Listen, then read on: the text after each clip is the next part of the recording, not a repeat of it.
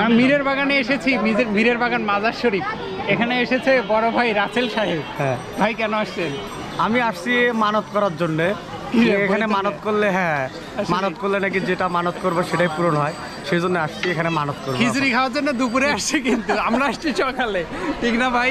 আর একজন এখানে আছেন আমাদের শ্রদ্ধেয় বড় ভাই মামুন ভাই। মামুন ভাই কি জন্য আসছেন? ফুটেজ নিতে না খিচুড়ি খাওয়ার জন্য? আসলে এই সময় দুপুরবেলায় তো আসলে এই মীরের বাগানে বিভিন্ন দূর দূরান্ত থেকে যারা মানুষজন আসে তারা সমবেত হয়, খিচুড়ি রান্না করে বিতরণ করে। আসলে একটা স্টোরি করার জন্যই আমার আসলে এখানে আসা।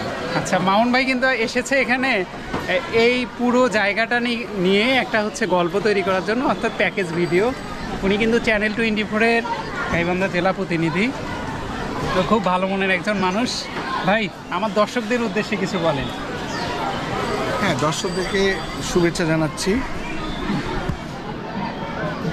সেই ক্ষেত্রে আমি বলবো যে আসলে রিয়াদ যে একজন মানবিক একটা ব্যক্তিত্ব মানুষ, তার পাশে সবাই থাকবেন, তাকে সহযোগিতা করবেন এবং তার উত্তরোত্তর সাফল্য কামনা করছি আমি রিয়াদের। পাশাপাশি ধন্যবাদ আপনারা মামুন ভাইকে। তার সাথে থাকবেন। হ্যাঁ, আর সবাই মামুন ভাইয়ের জন্য দোয়া করবেন, নাকি মামুন ভাই? মামুন ভাই কিন্তু হ্যান্ডসাম হিরো মানুষ। দেখেন, আমারই মাঝে মাঝে চুল পাকছে, মামুন ভাইয়ের মনে হয় যে 4-5টা খালি পাকছে, আমার না হলে 19-20টা পাকছে, তাই না মামুন ভাই? আরও সে কথা শুনিয়ে দিলে এক গ্লাস নামিয়ে। আমারটা দেখেন পাওয়ার, মামুন ভাইয়েরটা দেখেন নন বরাবর সানগ্লাস। ভাই কিছু বলেন এই উদ্দেশ্যে? ভাই যখন তরুণ ছিল আমাদের মতো, তখন কিন্তু হিরো ছিল। পাশে আর একজন হিরো আছে আমাদের, একদম সুপার হিরো। দুইজনের মাঝখানে আমি চিকলু খান, কি ভাই, তাই না? আমার স্বাস্থ্য দেখেন, আমার বড় ভাইদের স্বাস্থ্য দেখেন কেমন। না, আপনি আমাদের সাথে থাকেন, আমাদের সাথে সব পেতে পেতে আপনি মোটা হয়ে যাবেন, সমস্যা নেই।